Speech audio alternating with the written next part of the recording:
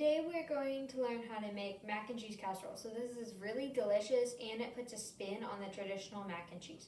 So we are going to be making homemade mac and cheese sauce too. Okay, so for ingredients for the mac and cheese sauce and the pasta, you need 1 pound of pasta, pepper, 4 cups of grated cheddar cheese, 2 cups of milk, 4 tablespoons of flour, 1/4 cup of butter, and 1/2 cup of sour cream. For the topping, you're going to need about 3/4 cup of breadcrumbs, about 1/2 cup of grated cheddar cheese, and about 2 tablespoons of butter. You're also going to need a big pot and a casserole dish that is going to fit all your pasta. So the first step is to boil your pasta. So I'm using 1 pound of pasta. With this recipe, this much pasta will comfortably feed about 6 people.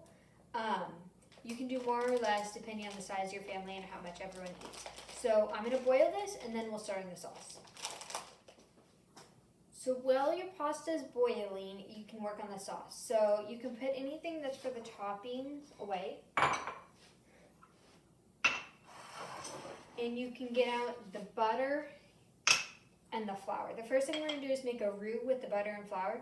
What this means is we melt the butter and we whisk the flour into it to make sort of like a thick flour butter mix. So, and then we're going to let this cook for about 5 to 8 minutes on medium low until it's starting to brown a little bit.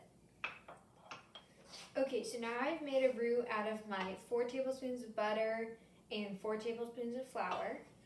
I want to show you what it looks like. So it should be pretty thick because of the amount of flour we put in it. And it should be like light brown, almost yellow color. Next, we're going to add our 2 cups of milk and 1/2 cup of sour cream.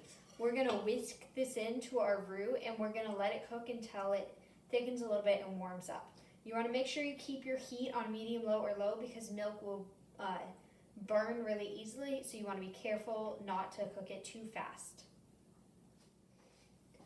Okay, so now your 2 cups of milk and 1/2 cup of sour cream have been cooking on medium, low, or low for 5 to 10 minutes. And it should be still pretty thin, mostly milk textured, you can see. But it should be warm. So next we're going to add in our 4 cups of cheddar cheese, 1 cup at a time. So we're going to do 1 cup at a time. And we're going to do 1 cup for about 5 to 8 minutes, and then you're going to continue adding it. So at the end, the cheese should be cooking in for 15 to 20 minutes.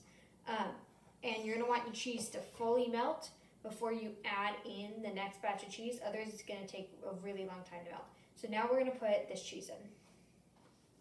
So I wanted to give you an update because I have put half of my cheese in now and it is all melted, so I wanted to show you what it looks like. So it's still pretty thin, but it's starting to turn more yellow and it is getting quite a bit thicker. So now we're going to add our last 2 cups, 1 cup at a time, and I'll show you what it looks like at the end. Okay, so I added the rest of my cheese and it's all melted, so my sauce is done. I'm going to show you what it looks like. So it's a really creamy yellow color and it's pretty thick. So it's all done. So it should be salty enough because of the cheese. But I'm going to add some pepper to it. You can also add different seasonings. I'm going to add about 1 to 2 teaspoons of pepper.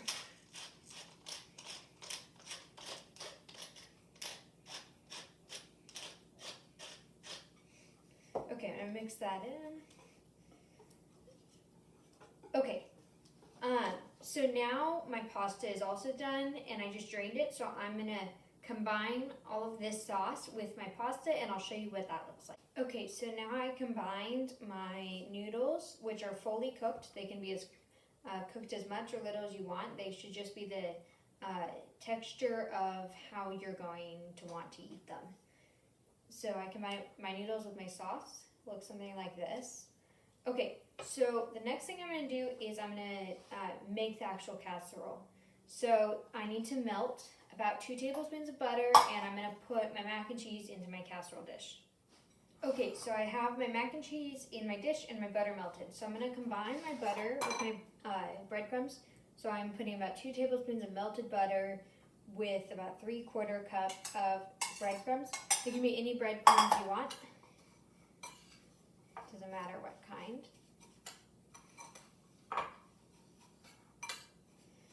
Okay, so if you want to put veggies in your mac and cheese, now would be the time to do that. So things like frozen peas, carrots, and broccoli are all really good to put in this. So if you're going to do that, you should steam these veggies and mix them in now. You don't have to put veggies in. I'm not going to. You can always do veggies on the side too, but this would just make it a little bit healthier. Okay, so now we're going to take about 1/2 cup of grated cheddar cheese and sprinkle it on top.